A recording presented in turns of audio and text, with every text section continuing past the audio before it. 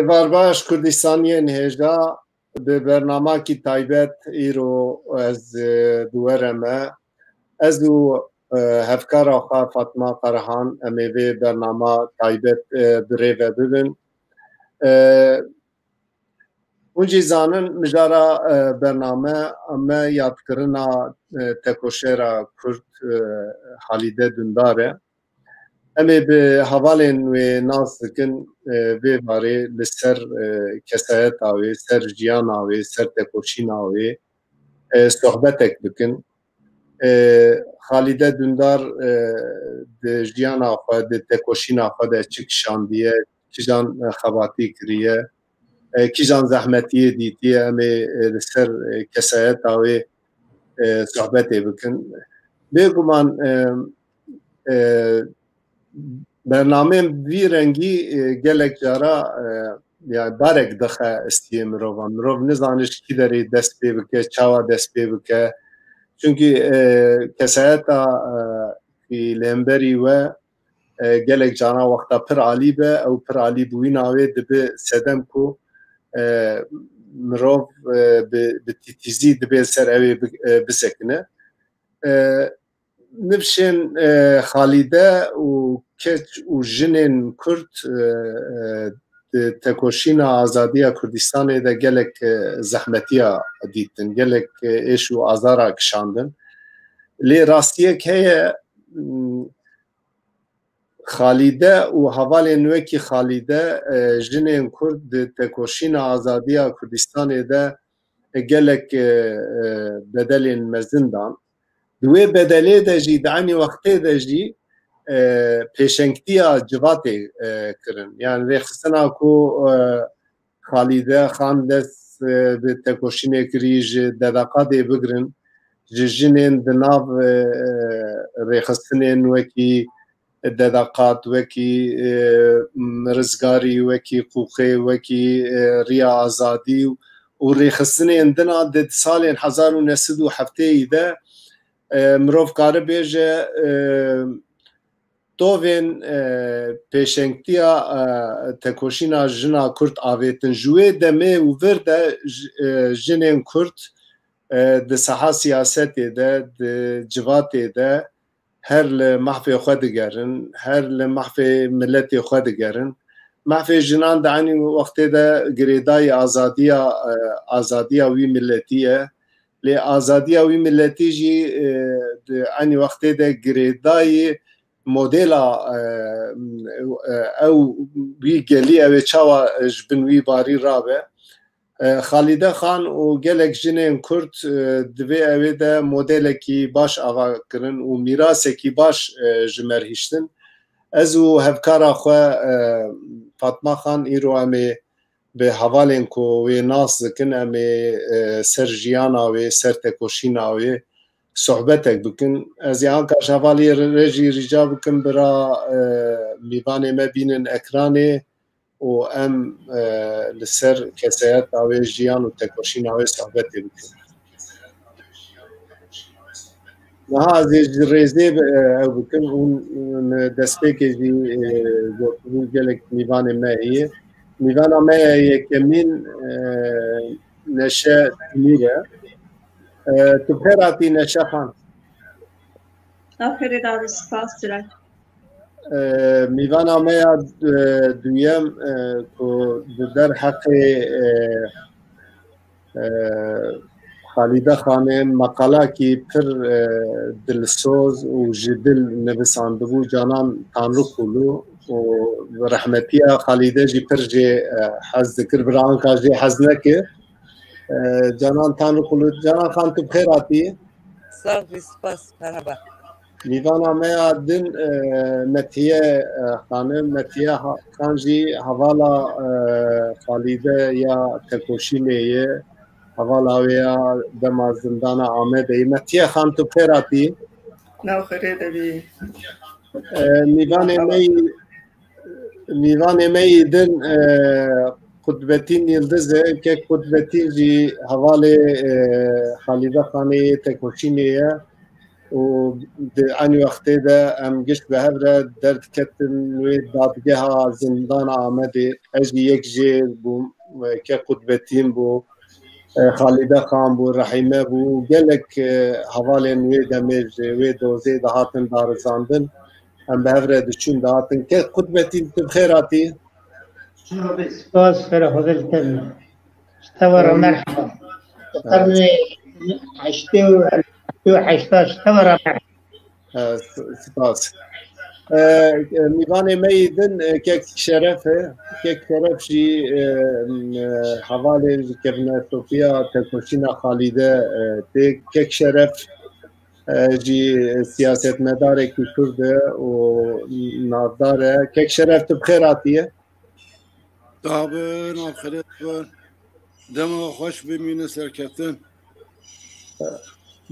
baş niha em dest bi sohbeta xwe bikin yani ez bixwe dibêm niha mehfê xebtinê bidim hevkara xwe Fatma Xan hin hevalê me destpêka bernameyan peyivîn dibêjin em karin dîtinê xwe serkeseyeta Xalide Xan bi Tirkî baş bînin ziman me jî formata bernama me ew lê Xalide ji bo me li ber dilê me pir şîrîn e û tekoşîna wê pir bi qîmet e ji bo wî jî wek bername çêkerekî û ya çartel medyayê jî ji bela rêza min ji tekoşîn û xebata wê heye me jî vê evê birê vebir Fatma Xan fermo tu dest pê bike ji Neşexanê Şira Neşexan dest bi axaftina xwe bike Eri. Haw ez çikekê vêm em pir ez xwe pir xemgînim me hevala xwe bi can û hevala xwe em per meşiyan ji bo Kurdê feminîstê me wenda kir tabii ki yani tiştekî ne kolay yani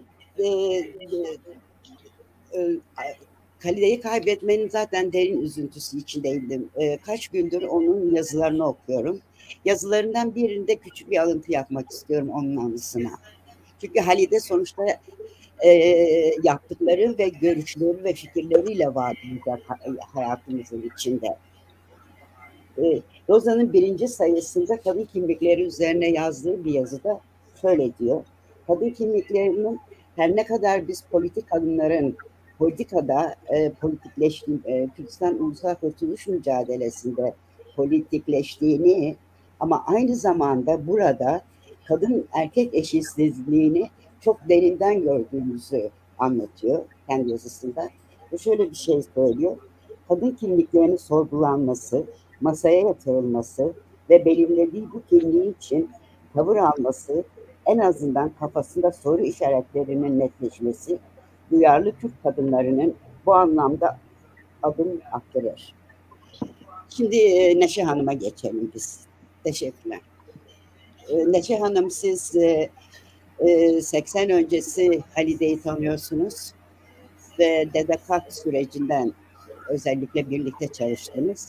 O tecrübelerinizi biraz anlatır mısınız? Öncelikle iyi akşamlar hepinize. Ben de sizler gibi Halide'yi kaybetmenin üzüntüsü içindeyim, hüznü içindeyim. Hala kabullenmiş bile değilim. Sanki bir şaka gibi geliyor bana. Halide ile evet 80 öncesinde tanışıyoruz. Ancak kuşak farkı var aramızda. Ben onlardan bir üst kuşaktaydım. Yani ben eğitim enstitüsünde okurken onlar lisedeydiler. Liseli genç kızdılar. Ancak aynı çatıda buluştuk, birleştik. Birlikte örgütlenmeye çalıştık. Halide ilk tanıdığım günden beri kendi karakteri gereğiyle çok dinamik bir kızdı yani. Hiç korkmadan, çok cesaretli, çok disiplinli, biraz sert, biraz açık sözlü bir genç kız olarak aramıza girdi. Örgüt disiplinini de gerçekten çok iyi özümsedi. Sonra ben öğretmenliğe başladım. Onlar üniversiteye başladılar. O süreçte Diyarbakır dışında görevde olduğum için çok sık görüşemedik. Ancak örgütsel toplantılarda bir araya gelmeye çalıştık. Sonra tabii 12 onların cezaevi süreçleri oldu. Cezaevi süreçlerinde ben Pervari'de sürgündeydim. Onlardan uzaktaydım. Gene onlarla cezaevinde bile görüşemedim. Ne Metiye ile ne Halide ile. Daha sonra ise benim Kürdistan'dan çıkıp Batı'ya gelmem onlarla olan ilişkimi birazcık olsun yaptı, zayıflattı. Ama bu hiçbir zaman kopmamıza neden olmadı. Halide'yi hep izledim, hep görüştüm. Sonra o da tabii ki ayrılmak durumunda kaldı. Örgüt zaten biliyorsunuz, herkesin malumu kötü bir süreç yaşadık. Herkes bir yerlere dağıldı. Ama ne yazık ki veya ne kadar güzel ki çok kısa, başta biriniz öyle yorum yaptınız. Delekat çok kısa ama önemli bir süreç. Fatma sen mi dedin onu? Evet, Delekat kısa bir süreç ama acayip bir disiplin sağladı bize. Şöyle Delekat kadrosundan şu anda hayatta olan, şu anda aktif olan her bir bireye, kadına bakın. O süreçte aldığı direnme gücü, sorgulama, irdeleme, devrimci demokrat bakış açısıyla her şeyi değerlendirme, hayatla baş edebilme kapasitesi açısından her biri kendi tarihini yazdılar. Küçücük bir birimdi belki Delekat, belki ömrü çok kısa sürdü ama iyi ki oldu, iyi ki bizler o eğitimden geçtik. Halide'yi bugün çok ulu sözlerle anabiliyoruz ve her kadınımız, oradan geçen her kadınımız yanlış yapmadan, direnerek, hayatı sorgulayarak, Kürdistan mücadelesinde elinden geldiğince az ve çok katkı koyarak bugüne kadar geldi. Halide bu disiplinin örneğinin en güzel örneği. Çünkü sadece Kürdistan mücadelesine değil, diğer dezavantajlı kitlelere, diğer kadınlara, her kesimden kadınlara el uzattı. Bu işte devrimci kadınlardan tutun işçi kadınlara kadar, onlardan çıkın LGBT'ye kadar, onlardan çıkın yani hangi kesim olursa olsun elinden gelen katkıyı koymaya çalıştı. Bu açıdan ona minnettarım.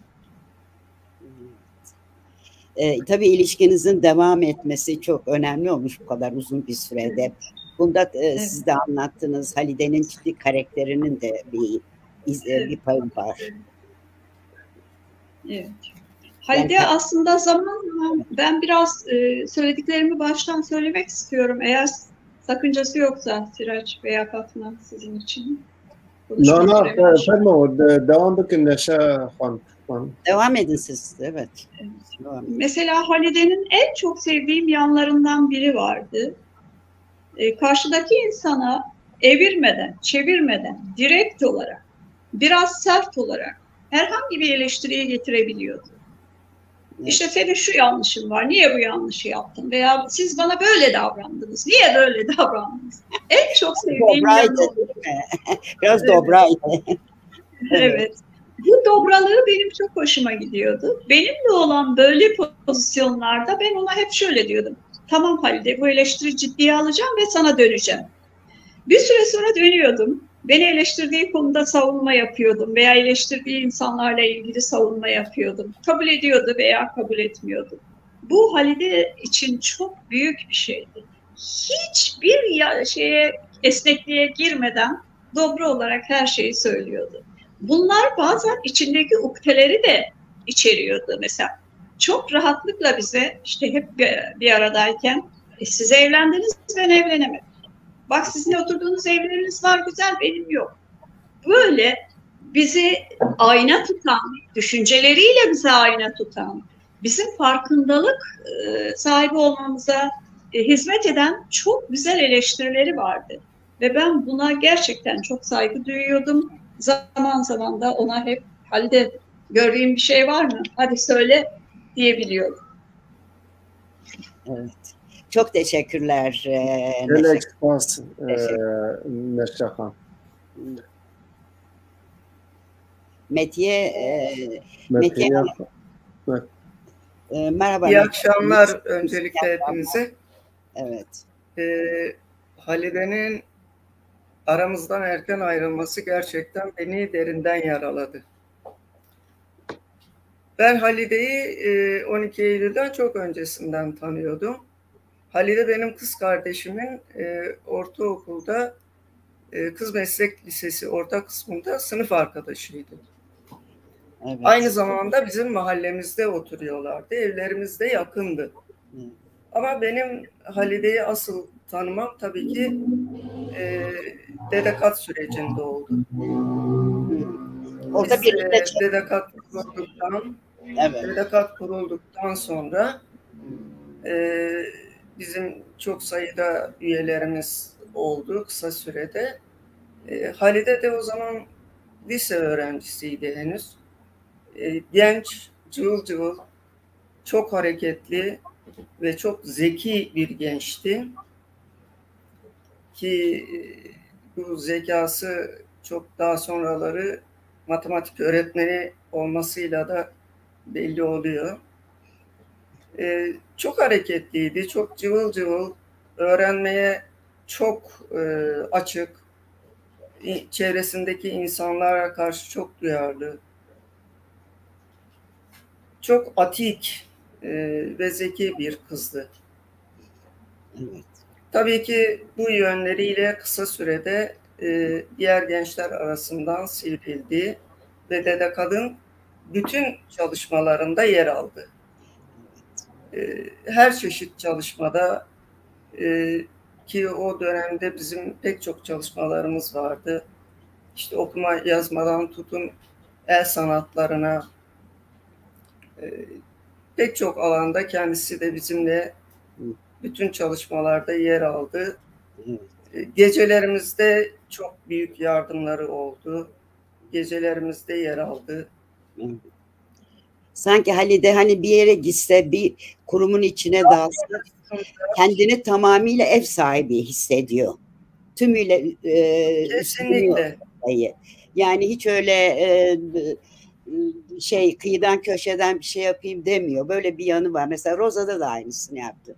Öyleydi yani. Bir girer, üstüne düşenler. Herkesle çok kolay irtibat kurardı. İnsanları çok seviyordu. Onun için çok rahat ilişki kurabiliyordu. Evet. Sonrasında ben üniversiteyi bitirip çalışma hayatına başlayınca Diyarbakır'dan ayrıldım. Halide ile bir süre pek görüşemedik. Yani arada kısa görüşmelerimiz olsa da uzun boylu görüşmelerimiz olmadı. Cezaevine şartlarına kadar.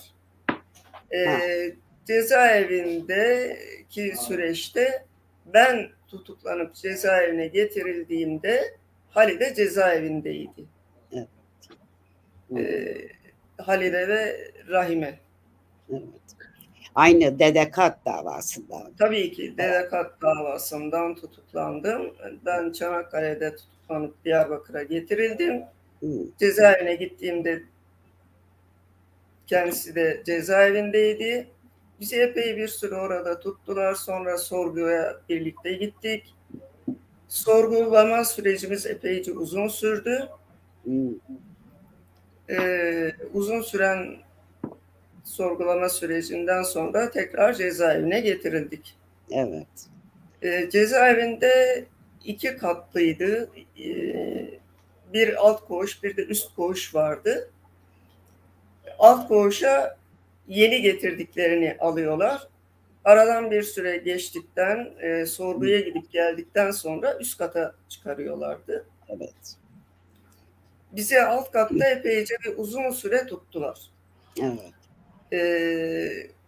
Çeşitli nedenlerden dolayı uzun süre tuttular. Onları burada anlatmama gerek yok. Daha sonra biz üst kata çıktık. Tabii ki Diyarbakır cezaevindeki koşulları anlatmaya da gerek yok. Evet. Artık herkes biliyor. Ama yaşamak başka tabii. Yani herkesin kendi özelinde yaşadığı şeyler var. Onlar önemli. Kuşkusuz. Onu yaşamak tabii ki çok ayrı bir şey. Halide cezaevi şartlarında da Anlayamadım, pardon. Halide, tam da cezaevinden konuşuyoruz. Halide cezaevini yazmaya başlamıştı.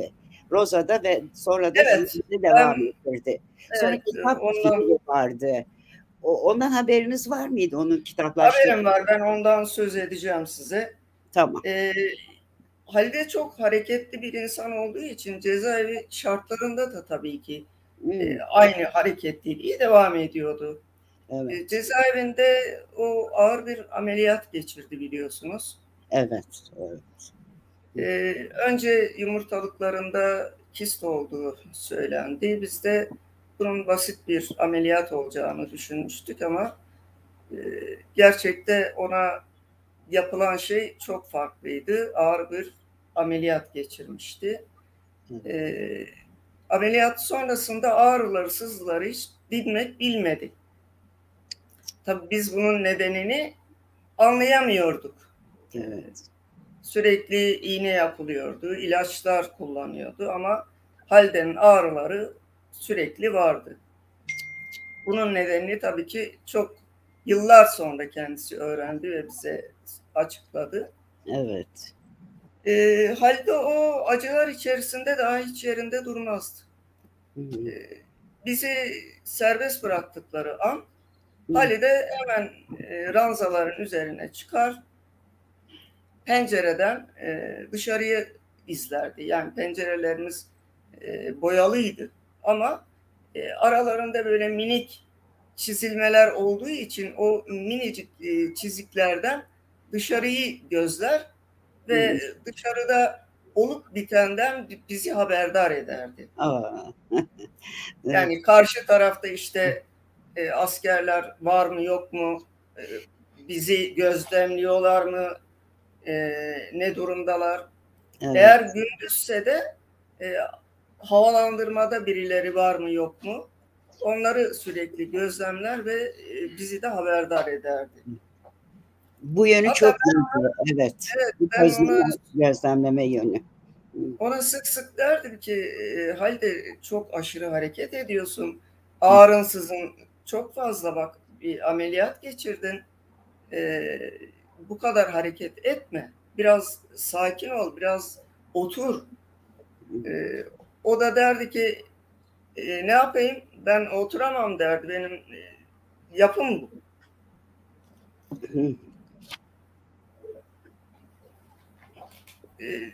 Evet. Cezaevinde yapılan tüm, yani o yaşadıklarımızın karşısındaki duruşu da çok dikti.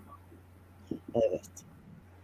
Bütün yapılan şeylere karşı büyük bir özenle karşı koyardı. Arkadaşlarla da arası gayet iyiydi. Yani hangi siyasetten gelmiş olursa olsun cezaevi koşullarında insanları asla ayırt etmezdi. Herkesle iletişim kurardı. Şöyle diyeyim, bir arkadaş vardı. Yanlış hatırlamıyorsam Tipko'dan kendisi cezaevine gelmişti. Halide'nin hemen yanı başında kalıyordu. Diğer tarafında da ben ve Halide'nin yanında da Rahime kalıyordu. Çünkü biz ikişer kişi aynı yatağı paylaşmak durumundaydık. Koğuş çok kalabalık olduğu için. O yanı başındaki insanlarla da sürekli iletişim halindeydi. O arkadaşın bir bebeği vardı. Onun bebeğiyle de ilgilenirdi. Kendisiyle de ilgilenirdi. Ve koğuştaki diğer görüşlerden gelen kişilerle de sürekli ilgilenir. Herkesin halini hatırını sorardı. Yanı başında olan arkadaş da Hüsniye Killi. Evet. Onunla yıllar sonra beni Halide buluşturdu. Öyle mi? Hüsniye yıllar sonra Diyarbakır'a geldi. Evet, Diyarbakır'a gelmişti. Halide beni aradı. Hüsniye buradadır dedi. Evet.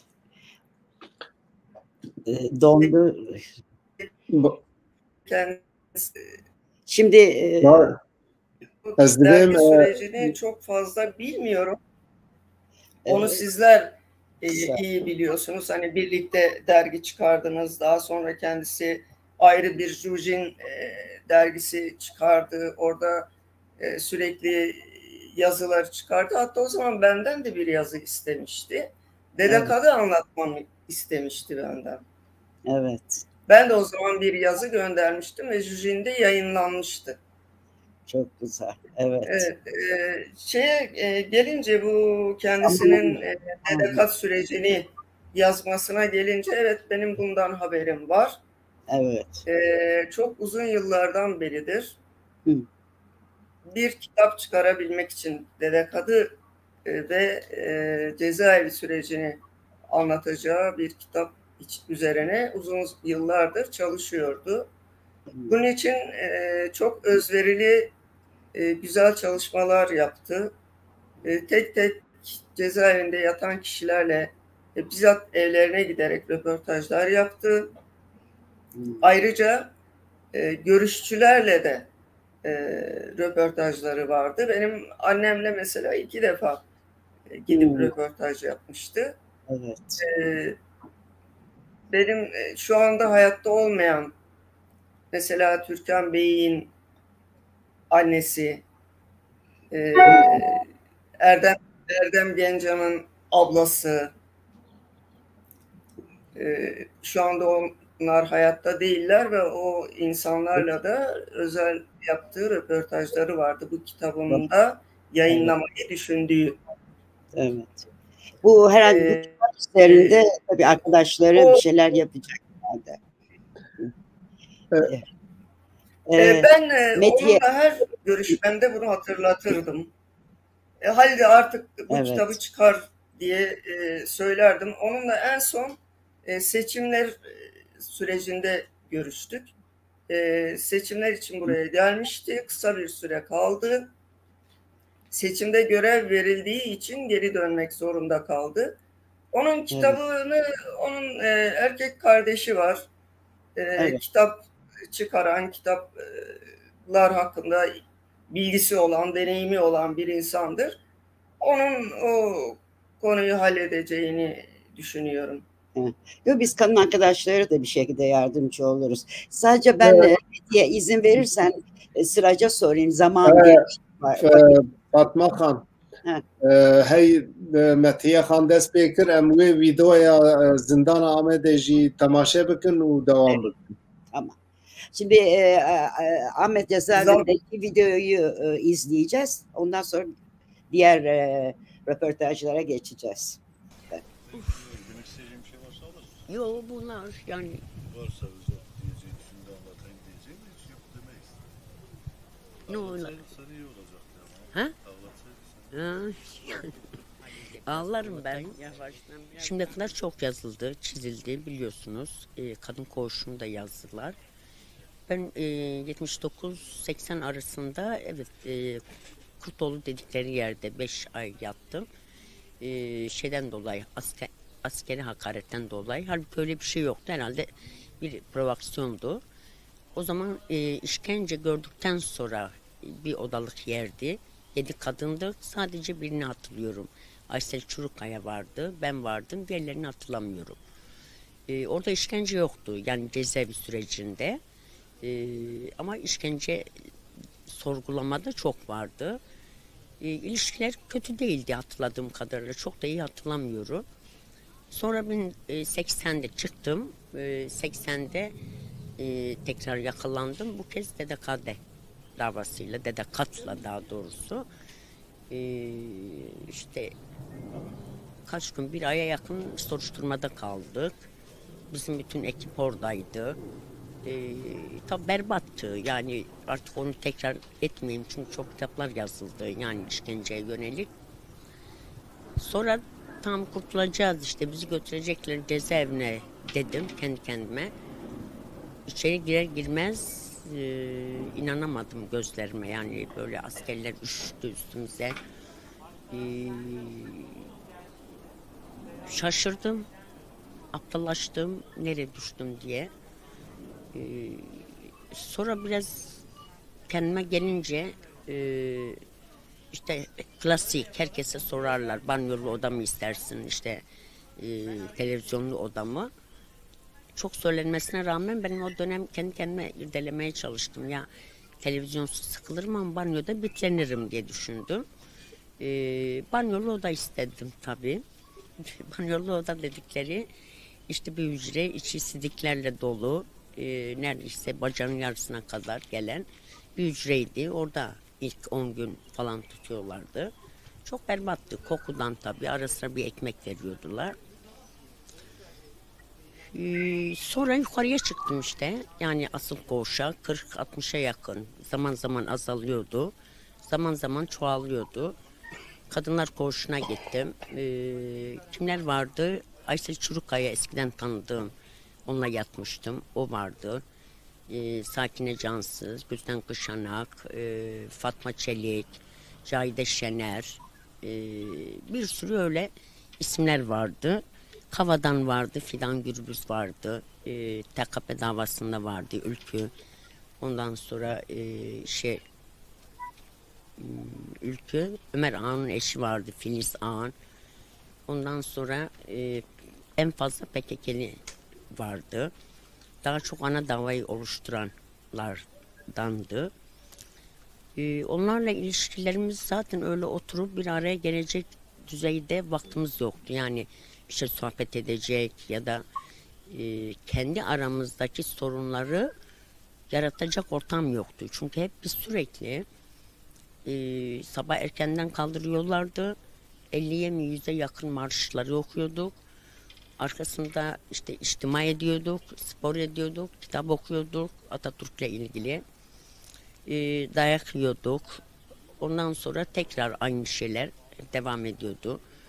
Bu yüzden çok ilişkilerimizden böyle arta kalan kötü ilişki diyebileceğimiz bir şey yoktu.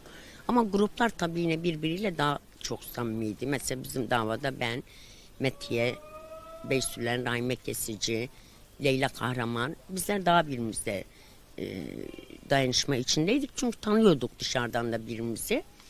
Ama diğer gruplar da, yani örneğin onların da, örneğin Sakine ile benim aram çok iyiydi. Yani gözetmiyordu, bir hakaniyet içindeydi. Diğerleri biraz daha kendileri dışındaki grupları görüyorlardı. İşte kimileri tırşıkçı diyordu, kimileri, oysa ki aynı işkenceleri birlikte görüyorduk. Aynı uygulamaya, diyelim Sakine ne yapıldıysa aynısı bize de yapıldı. Hiçbir fark yoktu. Tabii şöyle bir fark belki vardı. Diyelim ki büyük adamlar, yani komutanlar gelip bir Sakine'yi özel görüyordular. Beni bir özel görmeye gelmiyordular ama işkencede mesela Nuran Maraşlı bir yazısında belirtmiş. Beni, Nuran Maraşlı, Sakine'yi tecride koydular. Mesela ben hep sorgularım, ben niye? Onu tabii idarenin bilemiyorsun. Bir hafta 10 gün kaldık. Yine işte pis suların içinde. Her gün dayak yiyorduk. İşte benimle alay ediyorlardı elimin sakatlığından dolayı. Açıyorlardı. İşte bu el kaç bomba attı falan. İşte çirkinsin, bak seni almamışlar, evde kalmışsın. Sakine'ye de işte sen başka şeyler yöneltiyorlardı. Yani işte öyle geçiyordu. Orada şöyle diyebilirim, en çok göze çarpan, yani belirgin benim hayatımda yer eden bir katedri vardı. Hakarlı bir kadın. Türkçe bilmiyordu. Bize getirdiler. Dediler sabaha kadar buna Türkçe öğreteceksiniz. Yani bilime de aykırıydı. Bir iki kelime kızlar öğretti sabaha kadar. Tabii yine dayaktan kurtulamadık. Yine hücreden kurtulamadık. Çünkü kadın bir Türkçe bir Kürtçe. İşte valla komutan, terkime böyle deyince insanın içi gidiyordu. İkincisi, orada Helin diye bir kızımız vardı. Orada doğmuştu. Bütün bu işkenceler onun karşısına yapılıyordu. Çok güzel bir kızdı. Kapkara gözleri vardı. Yani ismini vermeyeceğim. Tabii çocuğu akrabaları da kabullenmedi. Babası da kabullenmedi diyebilirim. Dolayısıyla bir süre bizimle kalmak zorunda kaldı. Bütün o işkenceleri gördü. Daha sonra sanırım birine verildi. Yani anne tarafından birine verildi. Şimdi nerededir çok da bilmiyorum. Çok da ad da vermek istemiyorum. bir faciaydı. Bizim Metiye'nin kızı vardı aynı. Onun da adı Helin'di. İçerideki Helin'le dışarıdaki Helin diye düşünüyorduk. Üçüncü işte Aysel Çurukkaya sürekli yataktaydı. Hiç kalkmadı. Kanserim diyordu. Tam bilemiyorum yani. Yatakta hiç ben onu ayakta görmedim yani. Bir başka şey, ben oradan kist sancısıyla hastaneye gittim. Ameliyat oldum. Bir 20 gün kaldım. Koğuşa döndüm. Sonra çok erken menopoza girdim. Cezaevinden 5 yıl sonra. Yıllar sonra işte 20-30 yıl sonra ben İstanbul Çapa'da ameliyat olduğumda kist ameliyatı değil aslında yumurtalığımın alındığını öğrendim. Ki bunu tabi ispat da edemezsin, o ayrı bir konu. Ve neden erken menopoza girdiğimi de orada öğrendim. Ki çoğu da aslında bilmiyorduk. Örneğin doktor bana dedi ki yani bunu sen başvurdun mu? Dedim ben bilmiyordum ki. Yani stresten dedim herhalde erken menopoza girdim. Ben hastaneden geldiğimde bana daha çok Metiye, Raime baktı, Leyla baktı. Onların mesela Aysel Çurukkaya daha çok onun arkadaşları bakıyordu. Ama işkencede hep bir anda hepimiz birbirimizi koruyorduk tabii. Yani mümkün oranda idarenin karşısında düşmemeye çalışıyorduk. Yani içimizden birilerini ispiyoncu olarak kullanmamalarına çalışıyorduk. Yani bu vardı tabii. Hatta oradaki dayanışmayı ben asla dışarıda bulamadım. Yani o kadar zulme, işkenceye karşı bir yalnızlık hissetmedim. Yani düşün, gece gündüz dayak yiyorsun, gece gündüz pisliğin içindesin. Çok affedersin bilmem nerene cop sokuluyor ama buna rağmen o dayanışmayı hissediyorsun. Ben hep çeşitli şeylerde de bunu dile getirdim. Dışarı çok daha kötüdür. Çünkü orada tek düşmanın var. Diyorsun ki ben burada onurumla çıkmalıyım. Dayanmaya çalışıyorsun. Her türlü insanlık dışı uygulamada dayanmaya çalışıyorsun. Çünkü bakıyorsun 40 göz, 60 göz ya da bilmem kaç göz sana bakıyor. Bunlar hep sevgiyle bakıyor. Üzülerek bakıyorlar. Çoğu kadınlar. İşte. Ama dışarıya çıktıktan sonra evet yani acaba bize yok. Şimdi ben kitapta okuyorum, diğerlerine de özel ilgisi varmış yani erkeklere. Tabii bizde belki yediremiyordu bu kadar işte ufak tefek kadınların bu kadar dayağı sindirmeleri, işte buna rağmen hala ayakta olmalarına. Yani tuhaflık vardı tabii, adam keyifle gelirdi, bakıyordun böyle oynaya zıplaya içeri geliyordu. İşte bunlar benim bana emanet edilmiş namusumdur diyordu. Ayağımıza ben hatırlıyorum pijama getirmiştik lastikli, hani falakaya yatırırken bacaklarımız açılmasın. Tabii çelişkili. Ondan sonra başka türlü askerleri mastürbasyon yapıyordu. Ondan sonra işkence ederken üstümüzü soyuyorlardı. Çelişkili geliyordu. İnandırıcı değildi ama buna rağmen işte dışarıya böyle bir hava Türkler tarafından, artık birileri mi ona demişti, kadınlara açıktan açığa böyle namusla ilgili bir şey yapmıyor. Onların namus kafasına göre. Ama deli dolu bir adamdı. Yani korkunç böyle işkenceye meyilliydi. Ve kadınları da dövmekten büyük zevk alıyor diye düşünüyorum. Yani hücrede kaldığımız dönemde bile o gelip yönetiyordu o dayağı, o söylemleri. İşte hakaret ediyordu bize. İşte terörist olduğumuzu, hepimizin işte çirkin olduğumuzu, hepimizin kandırıldığını, işte bunları bize koz olarak kullanıyordu.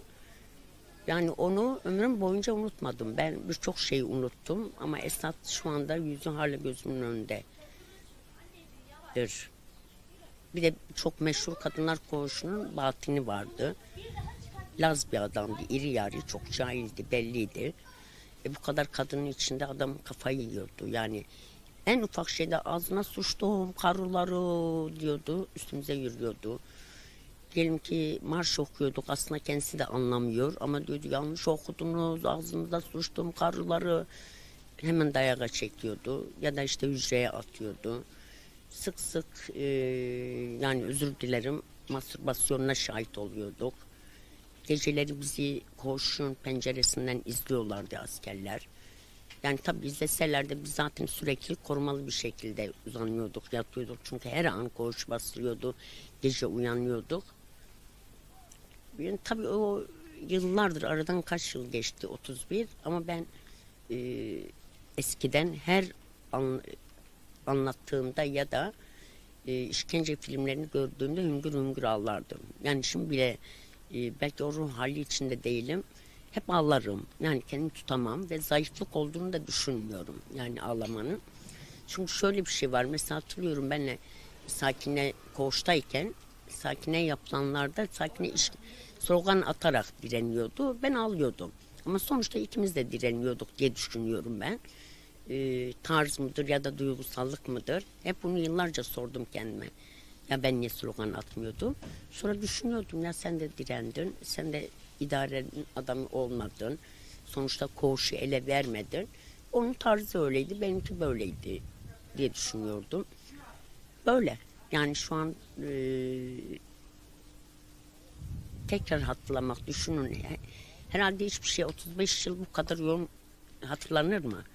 Düşünmüyorum yani işte, ama bunu hatırlıyorsun.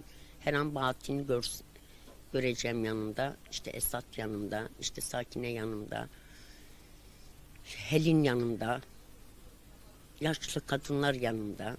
Faciaydı yani, tek kelimeyle. Unuttuğum bir şey daha vardı, bir de konsumatris bir kadını getirmiştiler. Daha doğrusu kavram olarak bilemiyorum.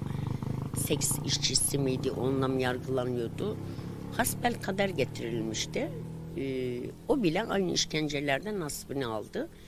Biz bazen onu uyarıyorduk. Hani askerler gelip gidiyor işte şey anlamında, davranışlarına dikkat etmesi için. Kadın bize kızıyordu. Lan ben İtoğlu İt Mektebi'nden mezunum, bana akıl vermeyen. Yani bize siz okumuş insanlarsınız. Ki dediği doğru.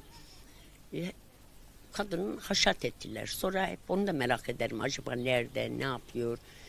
Ya da böyle bir dünyaya girdiğine herhalde şaşırdı. Biz yine hazırlıklıydık. Yani sol kültürden gidiyoruz, işte işkenceleri biliyoruz, direneceğiz biliyoruz, ama öyle değildi tabii. Yani 12 Eylül siyasi yolla gideni, hiç haberi olmayanı, Türkçe bilmeyeni hepsini bir potada erittirdik. Türkleri bir daha ayağa kalkamayacak şekilde terbiye etmek, yani Türklüğün azını almamak, bu anlamda çalışma yaptırmamaktı. Yani sizce de bilinmiyor mu? Yok yani bence bu tabii, çünkü örneğin o dönemde bir sürü cezaevi, metrisler vardı, mamaklar vardı. Evet, orada da yapıldı ama Diyarbakır cezaevindekilerden çok farklı. Günde kaç kere Türk'ün doğrunu okuyorduk. Yani bu nedir? İşte seni asimile ediyor. Türkçe konuşmanı yasaklıyor. Bir daha Türklüğü ağzımıza almamaktı. İşte taleplerimizi uygulamamaktı. Yani herkesi korkutmaktı ama ters tepti.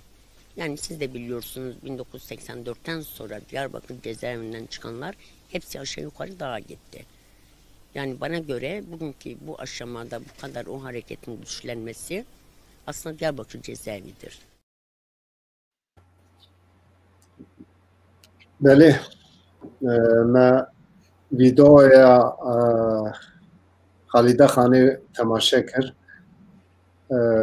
او روژن می و زندانی هات بیرامه راستی جی او گوتن دوی روپرتاجا خالیده خانه جنا کرد رد بیجن حتی سبه گرگ قوشر دبی حتی سبه گرگ اف جنکا به ترکی بپیده به علمه.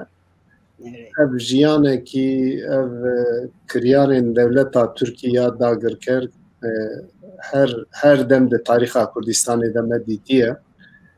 Lê li wir tespîtek wê din heye, divê li wir tiştê bi serê me anîn got êdî bira milletê Kurd rane bi serpiya, êdî doza dew û doza xwe neke.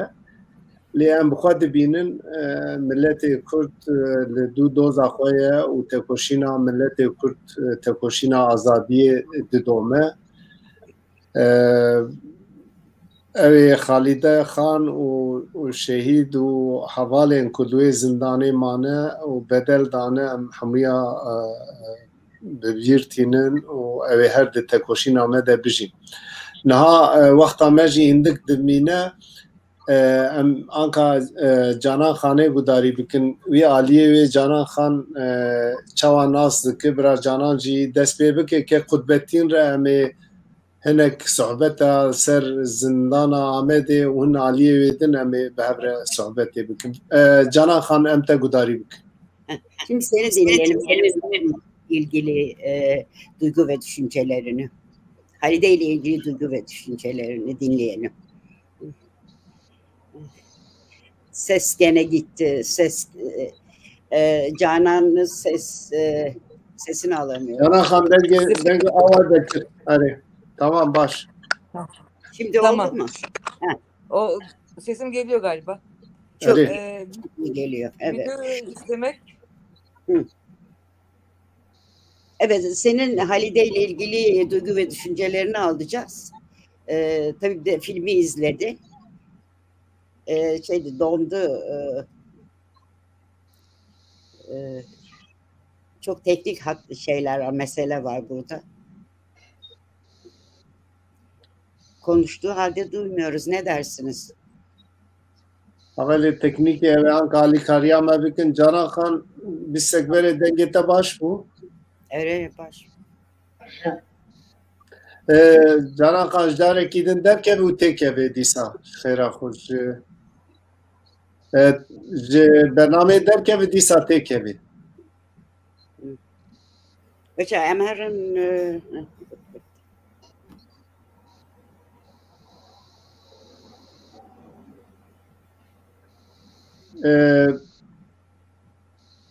Fatma Khan tu Kurdiya baş zanel disa tujir Türkiye belki bir birader ke bu disa teke ve ambek. Evet. Canan duyuyor musun beni? Na biz.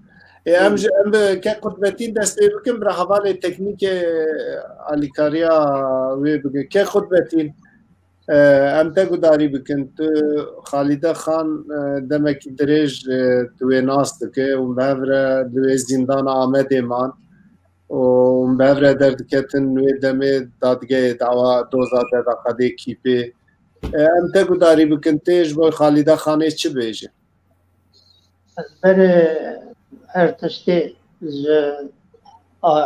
معلومات اوی و دوست اول ایران سرساقید خوازم خالده خانم من البری قسم الشغلی من نابی وان دبیست بدا قاده دا کی هی کی تنعیه متف زانی بو اما امنه دات الجبهه او شرطی وی روی ور ایجاب کر جبری امنه دات الجبهه ما زانی بکی لکت شغل کنم لخالده خانم از آنم داده خود هم آباد کرناوی دا هم جی ریوه بریاوی دا شغلیه ورد زمان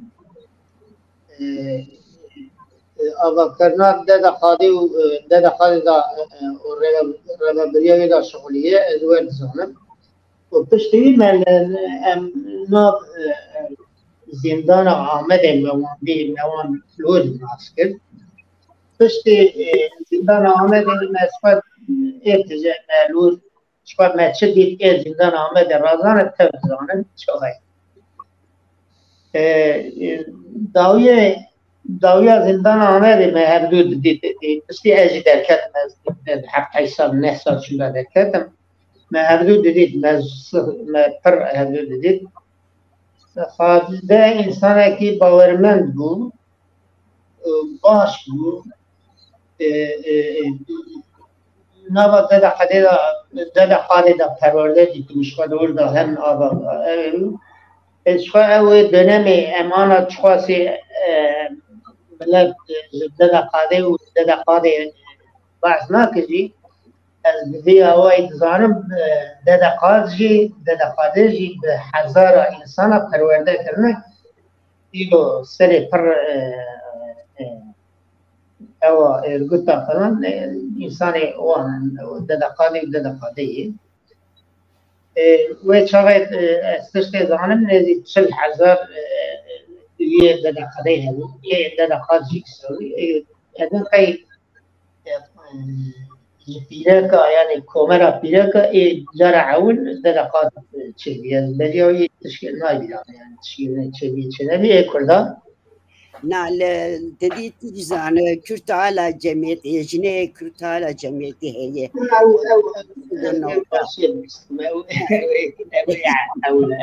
ما الحقيقة بدأ أوجب عشان طب ولا خالده از دانب تم ذهبه لخد گریه جان از مرتکو بچما ناکر سایفا من بچما من ناگره یعنی خواست اولی شرکی بوده ایوالدیا داینا انسان کی باش بو انسان کی ولا پارز بو انسان کی هبال پارز بو کرپرور بو yani خالده بوده های ناسکم از پاسی چند قدرتين از خواهدم تيكم من نابيري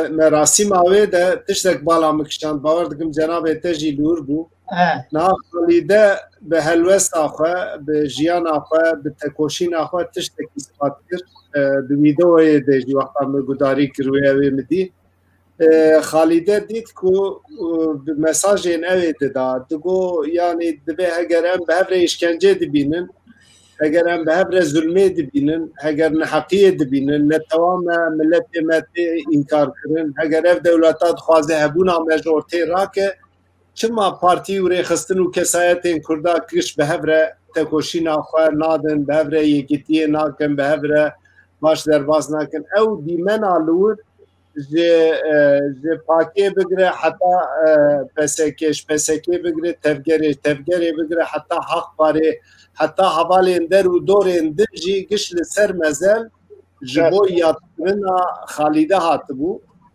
جناب تی باش دانبه زندان آمده وقتا ما تسلیم گرتن و او استراتیجیا تسلیم گرتنی مساجک و روزا کم امر خستنیم کرداگش هاتن جم هفت پنجه ایلونه ده مسری را کر ما ظلم دولتا دایر کرد و زندانش کن پارتی و خستن اره هیج بوی مهجایی لی هجایا هری باش متوا کرد ملت کرد یکیتیا کردایی رخصنی کردایی دوی مری بوی هشمندیه تفگره بکه و خالده جی وی مساجه دیجیان خود دادا او روپرتاج خود به رزدار فهیم شخره وقتا دکه دی مری گداری دکه دور ده گلک مساجه پر باش دادا یعنی دوی که جبوی زندان آمده گلک کسان که دوی یا ما برخواد دادا و نظانم هن کس رفورمیست بون آجان بون تسلیمی چون خالده تشتک دوی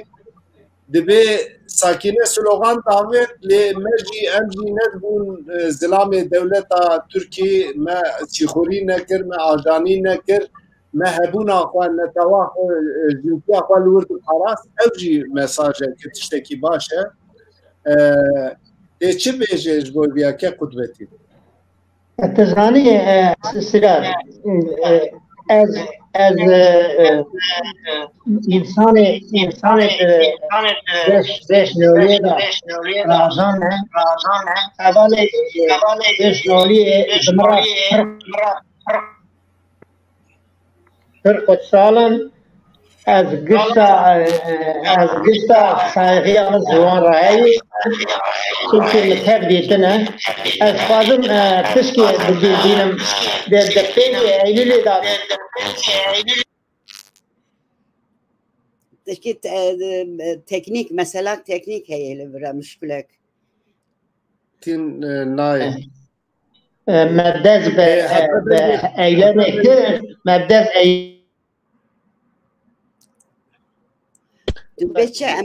ما دنگه حتی دنگه که قدبتی توجی جاری در که وگر نالیه جانان خانه ایجار جانان برا دست پی بکه جانان خانه هم تگوداری بکه نظامان که دنگه ته çağay. Hele bir siz alıyor musun Canan? Ben alıyorum. Siz benimkini alıyor musunuz? Alıyoruz. Evet. Çok güzel. Çok güzel. Evet. Hani videoyu da izledim. Videodan sonra özellikle ya da başka şeyler söylemek Evet. Yani istiyorsan video, lütfen söyle. Videoyu izledim ve Halide'yi ne kadar özleyeceğimi tekrar gördüm. Gerçekten Halide bizim için, benim hayatımda çok önemliydi. Çocukluğumdan itibaren benimle beraberdi gibi bir şey. Yani ben üniversitede 18 yaşında başlamışım. O zamanla bir tanışıyorum ve biz çok beraber zaman geçirdik. Biz çok beraber mesai harcadık. Biz beraber çok sokaklarda dolaştık. Eylemler olsun, dergi tanıtımında olsun, kadın eylemlerinde olsun, başka eylemlerde olsun. Biz dolayısıyla ben Halide'yi çok çok özleyeceğim. Onu biliyorum. Çok da üzgünüm. Birkaç gündür kendime gelemedim. Yani ne yapmam lazım, ne etmem lazım diye. Ama ben biliyorum ki biz hepimiz Halide'yi anılarımızda yaşatacağız. Ve o hep beraber olacak. Ve onun çok istediği şeyi de kitabında basarsak ona ebediyetten bir şey bırakmış olacağız. Onun için bence ilk işimiz de onun o çok istediği kitabı oluşturmak olsun. Evet, çok önemli. Rosa ve Güzgün'deki kadınlar bir araya gelip de bu meseleye... Evet. Tabii ki kardeşlerinden de destek alabiliriz. Fuat'ın böyle bir deneyimi de var zaten. Ama Tabii. biz kadınların bence birinci görevi bu olsun. Halide'yi anılarımız bir eserle daha onu tekrar dünyada yaşatmak gerekiyor. Yazdıkları çok önemli. Halide çok önemli bir kadındı bence. Çok mütevazi, çok çalışkan, çok inanan ve bunun için de sürekli bir şeyler yapan bir kadın. Yani hiç boş durmayan, hiçbir zaman hiçbir anı boş durmayan bir kadın. Sürekli üreten bir kadın. Evet. Bizim biliyorsun Rosa deneyimimiz, ilk kadın çalışmaları deneyimimiz öyleydi. Yani onun için de bizim için de kadın ve Kürt olmak çok önemliydi. İkisini beraber paralel götürmek, ikisiyle ilgili aynı anda birbirine öncelemeden bu daha önemli. Önce ulusal olsun, sonra ulusal kimliğimiz olsun, sonra kadın kimliğimiz olsun demeden ikisini birlikte götürmek, gerekirse ikisiyle ilgili aynı anda tavır geliştirmek, politikalar üretmek, felsefe üretmek, pratik üretmek için sürekli beyinsel olarak da kafasını yoran, pratik olarak da kafasını yoran, önüne çıkan herkese tartışan, fikir beyan eden. Yani ben hatırlıyorum, kitap fuarına gittik beraber. Savaş Ay çıktı önümüze. Savaş Ay'ın eline tutuşturdu dergiyi. Al dedi, bu ilk Kürt kadın feminist dergisidir dedi. Al oku dedi, belki bununla ilgili bir program yaparsın. Adam dedi ki ne alaka dedi ya, niye Kürt diyorsunuz kendinize? Biz Kürtüz dedi kadın. Biz Kürtüz dedi Halide, biz Kürtüz ve feministiz. Niye bizimle ilgili bir program yapmıyorsun dedi. Adam biraz şey yaptı ama eline sıkıştırdık biz. Mutlaka eline verdi. Bunu oku dedi, gerekirse tartışalım dedi. Ne bileyim, gittik dolaştık, yine kitap fuarında Yazgül Aldoğan vardı. Ona tutturdu verdi, dedi ki okuyacaksın, bakacaksın, bize de bir şey yazacaksın dedi. Ve biz Yazgül Aldoğan'ın evine gittik. Bizi çağırdı kadın sohbet etmek için. Yani düşünsene, böyle her yerde fırsat bulduğu her yerde Kürt ve kadın olmayı anlatan, bununla ilgili derdini dile getiren, bununla ilgili çaba sarf eden, yazımda da belirttiğim, o çok duygusal yazımda da belirttiğim gibi çok mücadeleci, çok direngen, çok inanan. Yani enerjisi bitmezdi. Benim bitti, ben çekildim kendime kenara. O bitmedi onun enerjisi. O hastalıklarına rağmen, o bir sürü okulda yaşadığı sorunlarına rağmen çalıştığı ortamlarda. Halide, hatırlar mısın? Çantasına dergileri koyardı ve gider her yerde satardı onları. Yani sadece yazı yazmakla da ilgili değildi. Yok, yani dergide o kadar çok yazıları vardı ki her konuyla ilgili. Yani Kürt kadın portreleri ne kadar önemli bir şey. Cezaevi direnişleri ne kadar önemli bir şey.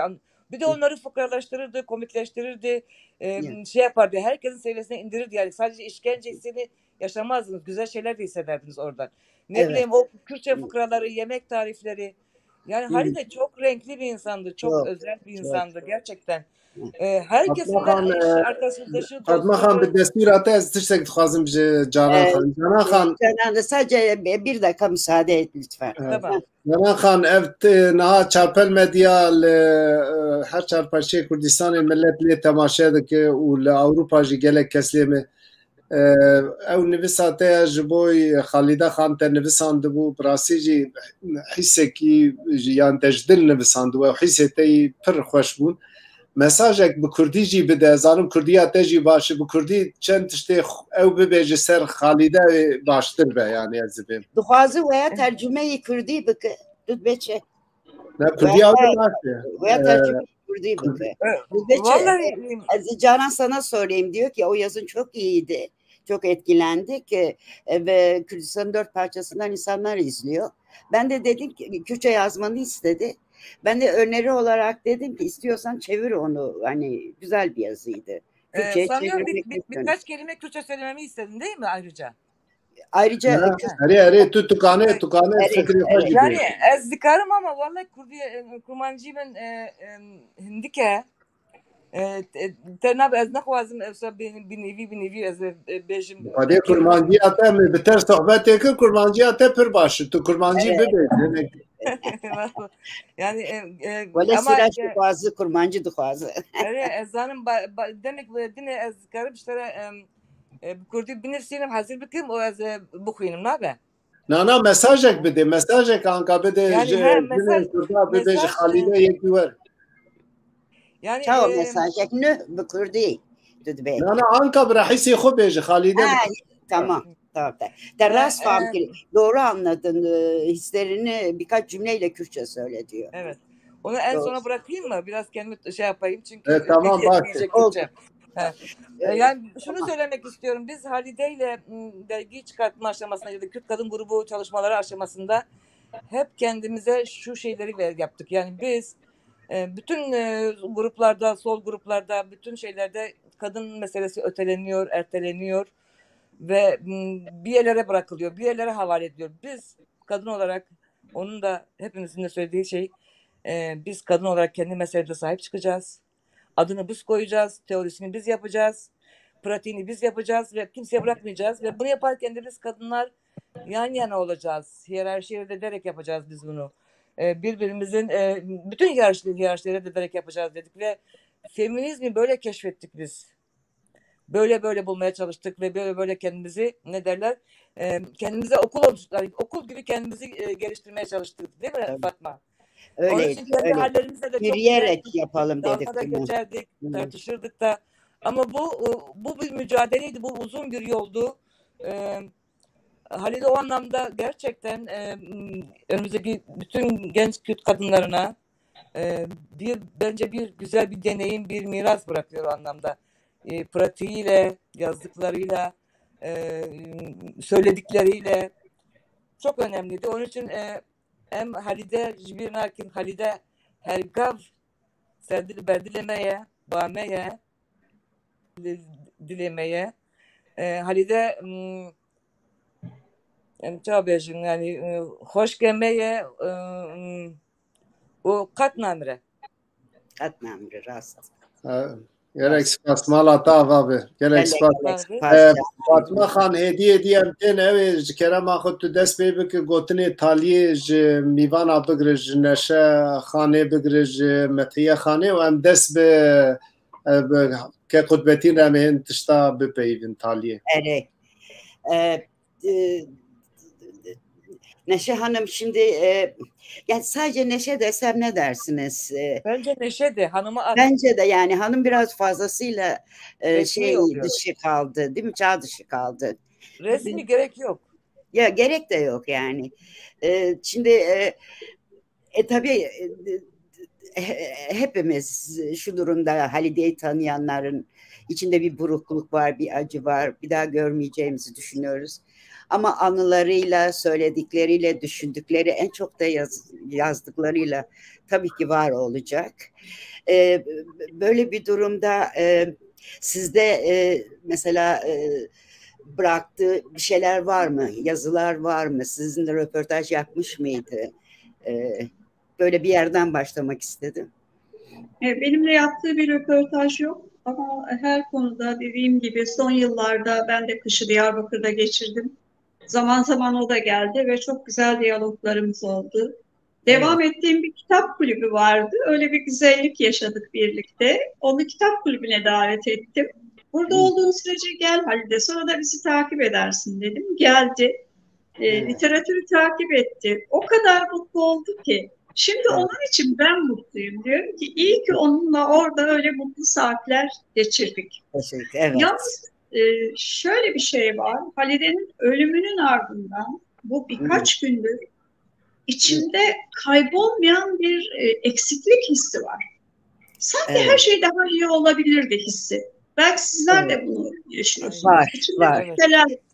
Çok büyük hisseler. Yani dayanışmayı veya güzel sözleri nedense biz de burjuvazi gibi hep birinin ölümünden sonra dile getiriyoruz. Ya doğru, çok doğru.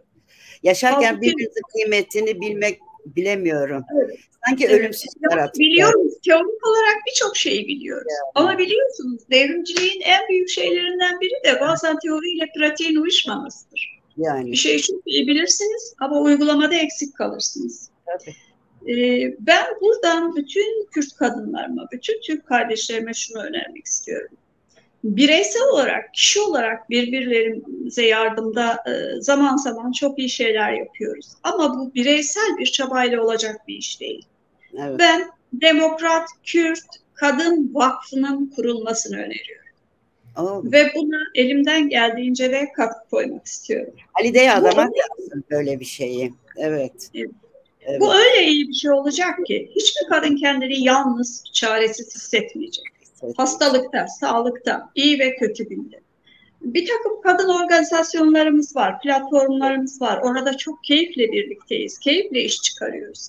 Ama bunu bir vakfa dönüştürmenin zamanı geldi bence. Artık gerçekten fiiliyata geçmemiz gerekiyor. Kimseden bir şey beklemeden. Bir şekilde daha sonra belki iletişim kurarız kendi aramızda. Evet, çok iyi olur. Belki bazı özetek yani Kürdi beşe ya düzenli işte Neşehan got. Tişte Neşe Hanım de beje tişte gele gringe. Yani de tekoşina Azadiya Kurdistan'ı da herkes caliye xo xabat edike le dibe xabata heri baş xabata rexistiniye dibe jinên Kurd berexistin bin ji bo wî pêşniyareki wexfekî dike dibe jinên Kurd nav hev de wexfekî ev dike lê gotinê wê a herî girîng dibe em çima qîmeta hev û di sagiye de nizanin. Dimre em dibên wax ev çi baş ev felsefa ev dîtina burjuwaziye dibe bu şeklî nebe dibe em di sagiya xwe de li hev û xwedî derkevin însanê hêja piştgiriya hev bikin biçin ser hev werin aliyê wî baş bibêjin pêre bin lê mixabin tiştê ew dibe ya neşexan problema civaka me ye û dibe bu şeklî jî bibe dibe em di sagiya xwe de eger Canan Xan însanekî xizmeta vî milletî kirî û navê tekoşînê de bi dibe ez jêr bibêjim wele tu jinekî jîr e jê hatiye û em bi te serbilindin tekliyê me hebe tekliyên germ hebe mixabin ev tişta di civata me de kê me bi hêviya ku ew fikrên Neşexanê bi ser keve. Hediye bername me ew dibe kısaca Kürtçe'ye çevirdi sözünüzü. Çünkü iki dilden de dinleyenler var dolayısıyla. Evet. Tam yapamadık, tam iki dilden hepsini çeviremedik ama biraz yapılıyor şimdi. Medya Hanım, pardon. Bir şey daha söylemek istiyorum. Rica ederim. Yaşarken hepimizin bazı zaafları var, baş edemediğimiz. Kimileriyle baş ediyoruz, kimilerinde edemiyoruz, başarısız oluyoruz. Halide'nin en büyük zaaflarından biri sigaraydı, benim içimi yakan. Sigara onun en büyük zaafı oldu ve en büyük düşmanı oldu. Maalesef onu aramızdan büyük bir düşmanca çekip aldı. Bu da içimi çok yakıyor. Bunun da farkında olalım. Öyle. Halide'nin ölümüne çok üzülüyorum. Öyle. Yo, haklısınız o konuda. İçim çok üzülüyor. Yani. Son sözlerimi de söylemek istiyorum. Rahat uyu Halide Hanım. Seni çok seviyoruz. Anılarımızda yaşatacağız. Işıklar yoldaşın olacak biliyorum. Dünyada bir sürü sıkıntı çektiysen hangi inançtan olursak olalım, hangi felsefeye inanıyor olursak olalım bir alışveriş meselesi bu. Burada çok çekmişsek inşallah öbür tarafta çok iyi bir yaşamımız olsun. Yeah. Anılarımızı yaşasın ve yaşamı gelecek kuşaklara inşallah ışık tutsun. Işıklar içinde. Saygıyla anlıyorum. Işıklar içinde uyusun. Doğru. Çok teşekkürler. Çok teşekkürler. Ben teşekkür Gelek ederim. spasne şahan, gelek malata avabın. Sağ olun. Mesela tu çavayte beyve davi ve ben de şaşırıyorum. Aslında Türkçe konuşma görevim vardı. Bir kişiden Türkçe'ye atlıyorum. Metiye Xan jî fam dike, bawer dikim ew fam dike Metiye Xan. Biraw jî gotirîn ku İtalyayê bibêje. Sen anlıyorsun Yani zaten Türkçeyi. biraz, Evet, çok iyi değil ama anlıyorum. anlıyorum söylediklerinizi. Evet. Şimdi Halide cezaevindeki 1. direniş esnasında tahliye oldu. Onu tahliye edeceğiz. O gün tahliyesi var. Halide geldi bize, dedi ki ben çıkmıyorum. Ne demek çıkmıyorum dedik. Yani dedi ben çıkmam. Ben çıkamam. Sizi bu şartlarda burada bırakıp ben nereye gideceğim dedi. Halide'yi inan o kadar zor ikna ettim ki. Çıkması için. Çıkması için resmen direniyordu. Yani onu almaya gelecekler, götürecekler, dışarı çıkaracaklar ve bir türlü çıkmak istemiyordu. Ona dedim ki bak, birilerinin dışarıya çıkması, burada yaşananları dışarıya anlatması lazım dedim. Sen git ve burada olanları dışarıya anlat dedim. Evet. Yani bunun için git hiç olmazsa. Evet. Ve gerçekten çok zor ikna ettim. Diğer arkadaşlarla birlikte ve onu o şekilde yolculadık. Onu da belirtmek isterim. Bu çok yani güzel. Öyle bir yapısı vardı ki sizi burada nasıl bırakayım? Nasıl dışarı gideyim diyor. Evet. Tam Halide o. Tam Halide. Evet, tam Halide'lik bir davranış. Çok güzel. İyi ki anlattın bize. Evet. Halide'nin çok dürüst bir kişiliği vardı. Hepiniz biliyorsunuz. Çok dobra, çok açık sözlü, açık yürekli bir insandı. Kişiliğinin en belirgin özellikleriydi bunlar. Tabii. Ona bir de öğretmenlik yaptığı süreçte hakkında çok fazla dava açıldı.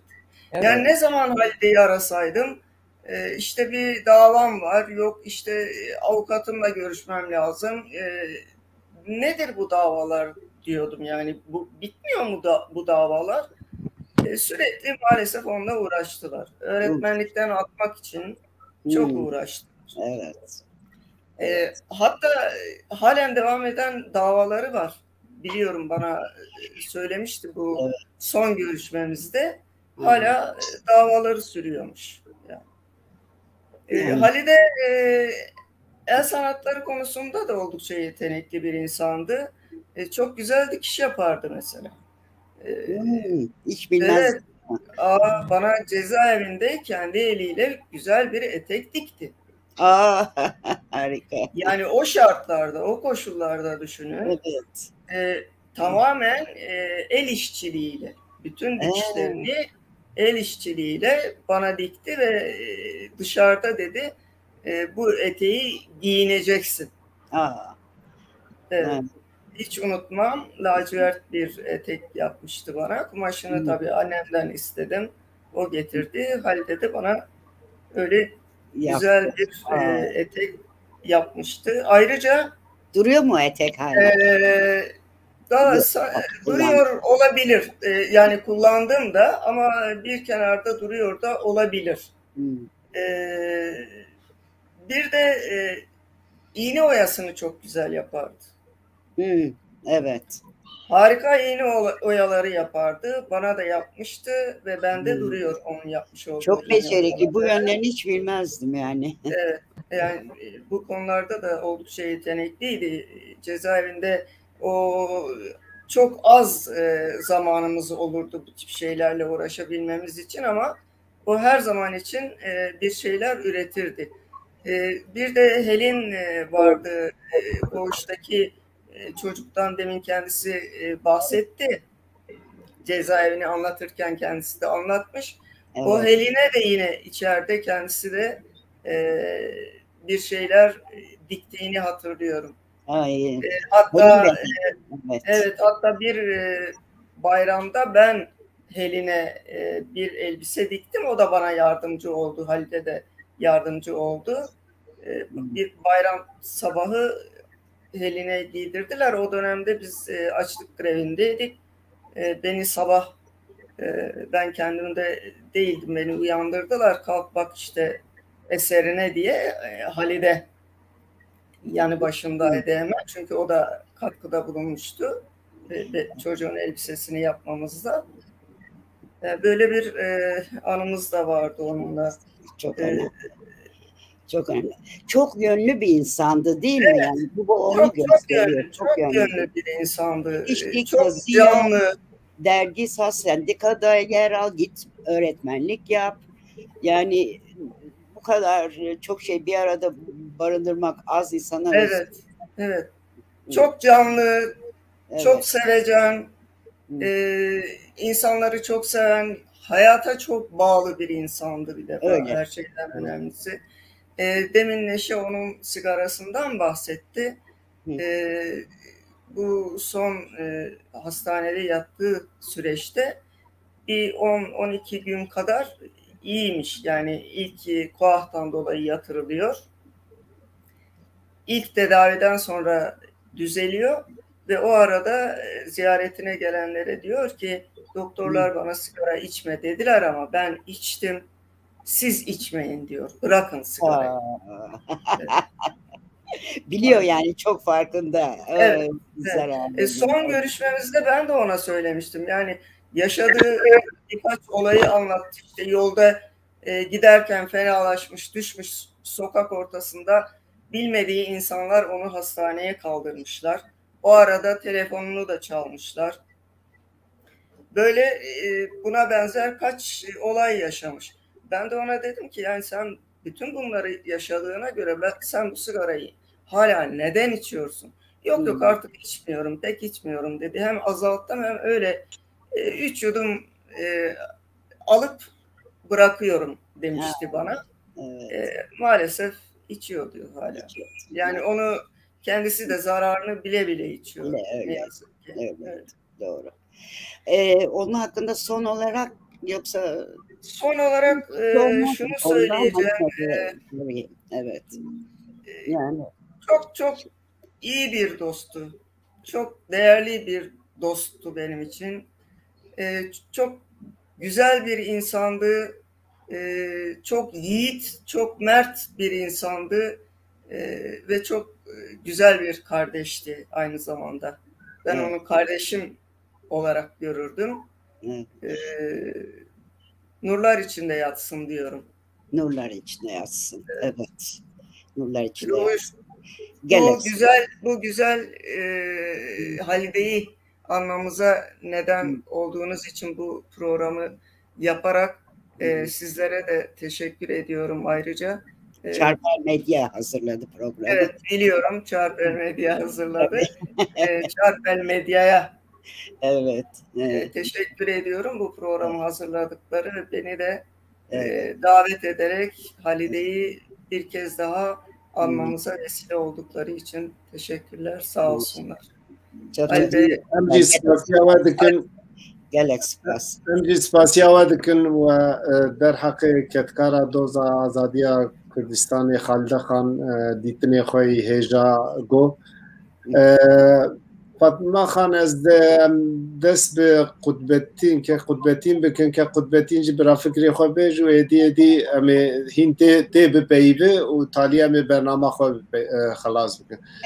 Qutbetîn gotirê xwe dawî teşkilat bîra min ez ê bêjim ez Halide piştî ez hepsê derketim min mala wedat da em rûniştin me hevdû baş nas kirdinan. Zakasem min behsa wedat kir ez tişkî hat bîra min we Halide roya wedat birîne kuştin ew ro Halide rehmet diye. Roya wan aynı roya. Ya pêncê me da wedat birine pêncê me da Halide rehmet diye. اویا پر دیقادم بشن و یک شی گاوا ام دیرانشا ایلولی دا اول پنج نیدا گاوا دیرانش دست پیکر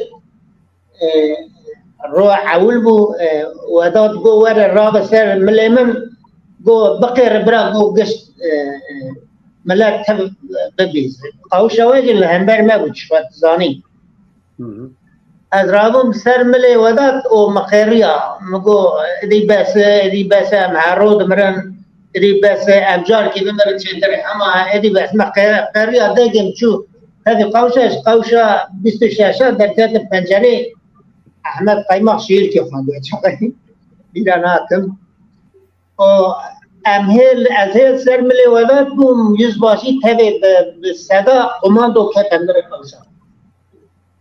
kavşa ve da seyahat yönetici hebu او sorumlusu hebu fakat yüzbaşı direkt gazi vedat bu vedat aydım vedat hat belki bu ne var yüzbaşı derece bu komutan bize bu ne var yüzbaşı bu biz güçlüyüz siz bizimle baş edemezsiniz Vedat go doğrudur, go Osmanlı İmparatorluğu da güçlüydü, go Hitler de güçlüydü, go Mussolini de güçlüydü, go onlar şimdi dünya hepsi onlara lanet getiriyor. Bir gün gelecek, dünya size de lanet getirecek. المخواست أزبياء إباز ولا الملا ودات عديسا من Evet başlaması. Kırıl bir peşkiyle bu dost ki hem neler kristi ve başlayız sürekli Cumhurbaşkanı İslam bu çıkma mutabıkla geçme. Yani o da rahmet başa yani halinde insan ki baş bu doğal yani insan ki doğal avane bu ne da ev baş gerek kudbetin gerek spas malata spas ki çarpel medya ve haberkari Malata be Anka gotine te İtalya u fikrete bipirsin tüç de fikir İtalya tüç boy roza boy Halide Khan. مدخواست از او جانان ام پر قالا خلیده بکن چون ام خلیده جانان و سه حواله دن ما پر روزا çekir. Yani hem nevis kartenenin yani lura az mikontinatem şekildir en tişteki var bugün canan cibay levere tüji levere em tişt bernama ki çirkin dve bername de un bahsa roza bıkın bahsa şujun bıkın bahsa tekoşine jina bıkın tişteki taybet em hazır bıkın از قالا gelek spas am tşkiware bıkın dibir şimdi az مگو yani emsar Halide bir peyven Halide çek az naxwazim qala çünkü yani Halide ne hevni biskar bu misar veya got bele endame ve bu çekirine dede bu nafta bu seri hayabini jvora o bir düzane çava قش مهمة قشتك بتاريخها وهي دادقات كيري دادقات بويل سنديكا بويل الفيمينيست جنيه كرت دور معي براجي وك سرجك يعني تشتكي مهم إيش بوجيانا وي خالدة سريد حياة بني لورة o vakta şimdi Canan buradayken bu süreci birazcık 2-3 dakika konuşmak istiyordum. Süreci değil pardon Halide'nin bu dergi sürecindeki yerini belki oradan yanlış anlaşıldı. Hem kurucusuydu yalnız yazarı değildi o. Kurucusuydu, satıcısı, dağıtıcısı, yazarı her şeyiydi. Yani ciddi olarak aktif yer alan bir kişiydi. Mesela basit gelecek bir sürü şey var. Biz orada yaşadık. Üstelik çok güzel denge sağlayan biriydi de. Biz 5 kadındık. O kimseyle kavga etmiyor. Şaka yapıyor. Kürtçe Türkçe karıştırıyor.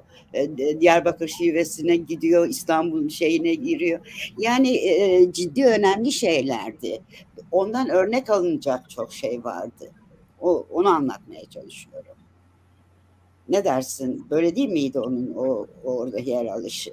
Tabii ki öyleydi. Tabii yani biz dergi sürecinden önce de bir grup olarak kendi içimizde neyiz, kimiz, ne yapmalıyız, nasıl örgütlenmeliyiz, Kürt kadın hareketi nasıl olmalı tartışması, fikriyatlarını tartışırken feminist teoriler seminerlerine katılıp çalışmalarına katılıp öğrenirken sürekli orada da hani biz kendimiz ne yapabiliriz kendimize? Yani biz kendi tarihimizi nasıl oluşturabiliriz? Halide soru soran bir kadındı yani. Evet, çok evet, çok soran soru ve bunun soran içinde biriydi. düşünen, tartışan, tartışmaya sürükleyen dediğin gibi dolayısıyla dergilerimiz öyle çıktı. Buralarda Halide'nin payı çok büyüktür. Sadece yazar değil Halide, hakikaten emektarıdır. Hakikaten fikri devrimcisidir bu işin yani. Çok uğraştı. Yani Kürt kadını ve feminizmi yanına getirmek için çok mücadele etti. Kendisi için de hani o çelişkileri yenmek. Çünkü sol kültürden gelince biraz bir takım şeyler daha fazla kalıyor ya. Bir de Diyarbakırlısın hani. Daha şeysin hani. Bizim için de kolay olmadı ama Halide daha çok soru soruyordu. Sesli soruyordu. İçimizden sorarken o sesli soruyordu. Her platformda biz bunu dile getiriyoruz.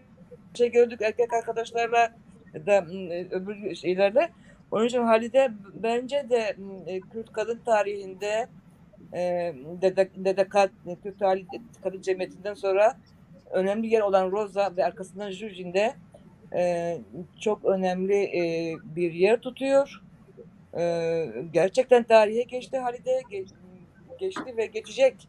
Bütün yaşadıklarını dile getiren bir kitapla da biz bunu somutlaştırırsak biz Halide'yi gerçekten anılarımızda ve somut olarak da tarihimizde yaşatacağız. Yani yaşatmak zorundayız diye düşünüyorum. Evet. Bir borcumuzdur bizim Halide'ye bu. Yapmak zorundayız biz bunu. Neşe'nin dediğine çok katılıyorum.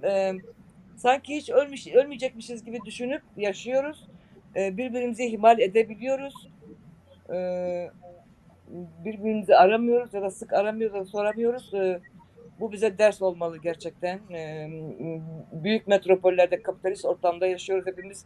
Bir sürü yalnız kadınlarız burada ve biz birbirimizle dayanışmak zorundayız. Gerekirse de böyle bir kurumla da sahip çıkarsak ne kadar güzel olur Neşe. Katılıyorum sana. Umuyorum başaracağız.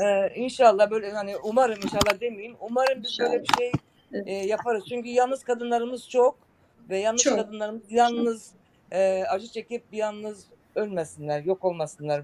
Evet. Biz birbirimizden çıkmak zorundayız. Evet. Hep birlikte. Çok kadınız böyle. Evet. Buradan da bir şey çıktı. Umuyorum öyle bir şey yaparız. Bir şey yapmak zorundayız artık. Evet. Halide gibi ya Halide'nin yanında yine bir sürü kadın arkadaşları vardı aslında. Halide çok yalnız değildi ama yine de yalnızız. Büyük şehirlerde yaşıyoruz. Türkiye metropollerinde yaşıyoruz. Dünya metropollerinde yaşıyoruz. Bizim birbirimize kenetlemeye ihtiyacımız var. Sadece politik olarak değil, yaşamlarımıza da dokunmak zorundayız diye düşünüyorum. Daha çok dokunmak zorundayız. Mesela içimde diyorum. Gerçekten güzel bir yazı oldu. Teşekkürler bu imkan için. Tekrar Halide'yi anmayı sağladığınız için sağ olun. Oldu. Sana da çok çok teşekkürler.